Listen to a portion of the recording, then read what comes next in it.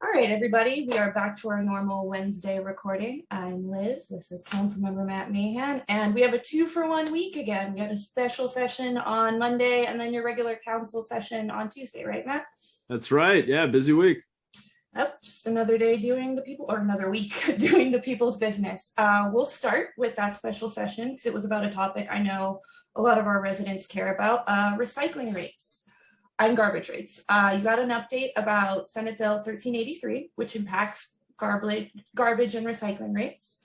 I know you wrote a memo earlier this year about that sort of thing. Can you tell people how those are related and what you guys learned about on Monday? Sure, yeah. So thanks, Liz. So on Monday, as you said, we had a study session diving deeper into garbage and recycling rates. And one of the big topics was a new state mandate that is Senate Bill 1383.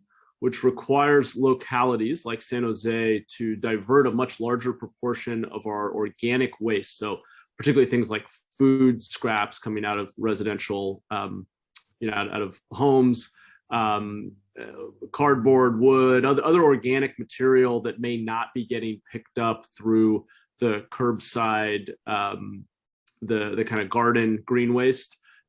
Basically, the state is mandating that waste stream be diverted from landfills. It's actually a huge component. I think organic matter is the single largest component of waste going into landfills, and the state wants us to be moving that into a reusable, basically compost process, which requires new pickup processes, new facilities for processing and distributing the compost. I mean, it's a whole new system and therefore new costs. It is a state mandate. Unfortunately, the state did not provide any additional funding to fulfill the mandate, which is often the case. So, that's relevant to the broader question of rates going up. And as we know, residents are really concerned about the fact that next year rates are likely to go up around 17% is what it looks like. And that's really being driven. It's being driven by a few things, but the two biggest reasons for that are, number one, many more people are working from home, staying home, and creating waste at home that would otherwise be disposed of at work or in public spaces. And that means that just overall usage is up significantly at home. The other, and that does mean a cost shift, because it means that the commercial customers don't have nearly as much waste right now. But residential customers have a significant increase in the amount of waste that's being hauled by our contractors. The other big driver that accounts for about a third of the cost increase is contamination of recycling, which is up about a third as well. I think it's about a 30% increase in contamination. And that's when you have water, food, trash, other things mixed in with the recycling. That means that when the hauler takes it to the facility, it has to basically be just taken to the landfill. Mm-hmm. And that means there's no value from those recyclables. They've all been contaminated. They have to be thrown out. We have routes in the city where contamination rates are as high as 80, 90%. That's the exception. We have others as low as 20, 30%, but our average contamination rate has gone from around 30% to 51%. So I think we'll probably do a deeper dive on this soon to break it down for folks and make sure people have the information they need. But recycling, contamination, and increased residential use is driving costs higher.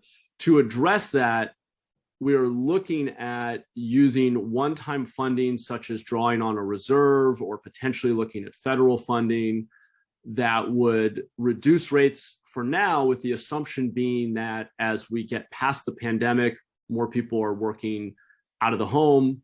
Hopefully education around contamination improves. We might see that those drivers of costs kind of reduced, and maybe rates can come back down. That would be the ideal. As contamination goes down, as people work out of their homes and other places, we should be able to reduce fees. So that's what I'll be really focused on, because those are the big cost drivers.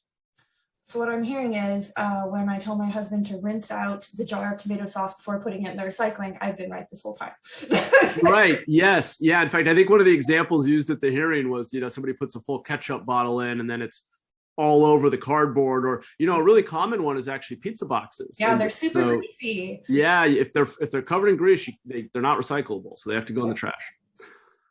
All right, moving on to Tuesday, but kind of staying in a similar vein, you guys continued your hearing with Valley Water, which is another utility that is probably going to see rates go up. Tell us about that. Yeah, I mean, I have to say it's frustrating. I feel like, water, garbage, energy, we're just seeing rates go up across the board. Part of it is, frankly, that I think historically our utilities were cheaper than was maybe long-term sustainable. So as we address climate change, as we move to cleaner sources of energy, as we try to be more responsible with our waste stream, as we realize how scarce our water resources are, we have to change practices. We have to invest in more infrastructure. We have to recycle and reuse more. And so part of it is just that utilities that were cheap when we had a smaller population and a relatively larger resource base are becoming more expensive over time. Part of it as well, though, is just a question of, are these utilities being as efficient as they can be? And are all of these investments necessary? And so those are the kinds of questions we ask when we have hearings with these third parties. So we met with San Jose Water Company recently. We just had some haulers on our call on Monday on the garbage rate front. And then yesterday we talked with Valley Water. They're projecting somewhere in the vicinity of an 8 to 9.5% a year increase every year over the next 10 years, which is huge. As that compounds, I mean, that's huge. That'll more than double people's, or I think it'll nearly triple people's bills over the next decade.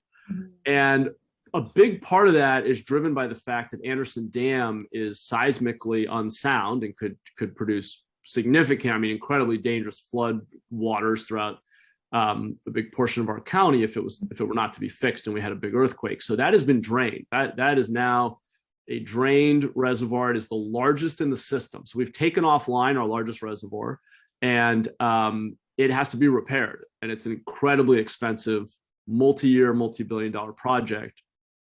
So that's the biggest cost driver. The system also just needs extra capacity. They're looking at expanding Pacheco, which is another big reservoir, much bigger than Anderson. They're investing in upgrading pipes. There's a lot of infrastructure investment.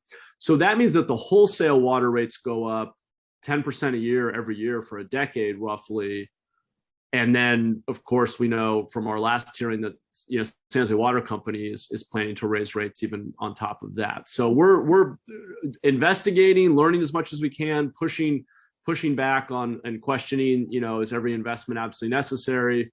But there's no easy answer here, unfortunately.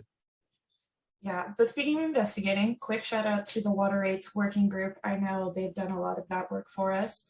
Yeah, they've done a great job, and it's not done. The CPUC is going to have their hearing on water rates later this year, and we will certainly have a presence there.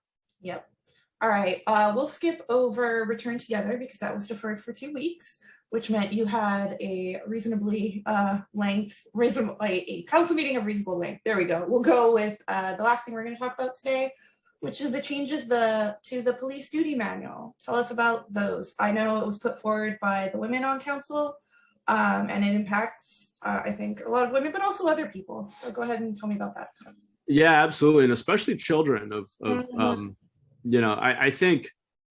Yeah, so the focus here was to update the police department's duty manual to put even more of an emphasis on the sort of required best practices related to supporting survivors of domestic violence, child abuse, human trafficking, sexual assault, and included things like mandated certain types of investigation and reporting, and just made clear how thorough that needs to be.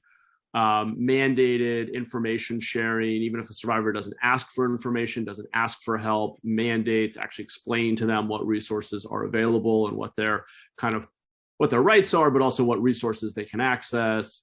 Mandates asking if there's a firearm in the house, if there's cases of domestic violence.